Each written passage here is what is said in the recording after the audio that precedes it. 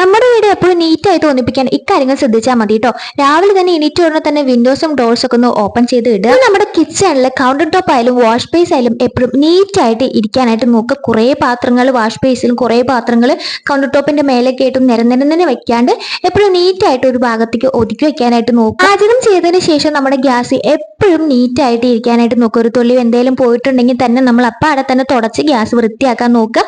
Dining table നമ്മൾ എപ്പോഴും നീറ്റായിട്ട് നല്ല മനോഹരമായിട്ട് വെക്കാനായിട്ട് നോക്കുക കേട്ടോ. കുട്ടികളുടെ വീട്ടിലാണെങ്കിൽ ടോയ്സ് ഒക്കെ പരന്നു കിടക്കും. അത് നമ്മൾ ഒരു ഭാഗത്ത് ഒരു ബോക്സിൽ ഇട്ട് വെക്കാനായിട്ട് നോക്കുക. ഷോക്കേസുകളൊക്കെ ഇതേപോലെ 1 2 അല്ലെങ്കിൽ 1 മാസം കഴിഞ്ഞിട്ടൊക്കെ ഒന്ന് പൊടി തട്ടി നീറ്റായിട്ട് വെച്ച് കഴിഞ്ഞാൽ നല്ല ഭംഗി ഉണ്ടാവും. സോഫകളുടെ പൊടികളൊക്കെ തട്ടിയിട്ട് നല്ല ഭംഗിയുള്ള വിരി കൊണ്ട് വിരിച്ചിട്ട് കഴിഞ്ഞാൽ നല്ല ലുക്ക് ഉണ്ടായിരിക്കും. പിന്നെ അതേപോലെ തന്നെ നമ്മുടെ ബെഡ്റൂമിൽ ബെഡ്ഷീറ്റ് നന്നായി വിരിച്ചിടാനായിട്ട് നോക്കുക. കാലത്ത് നമ്മൾ ഡീപ്പ് ക്ലീനിങ് ആയിട്ടുള്ള അടിച്ചുവാരി തുടക്കലോടെയും കഴിഞ്ഞിട്ടുണ്ടെങ്കിൽ നമ്മുടെ വീടിന് നല്ല ലുക്ക് ഉണ്ടായിരിക്കും കേട്ടോ. അപ്പൊ ഇതൊക്കെ ശ്രദ്ധിച്ചു കഴിഞ്ഞിട്ടുണ്ടെങ്കിൽ നമ്മുടെ വീടിനെ മനോഹരമാക്കി എടുക്കാം.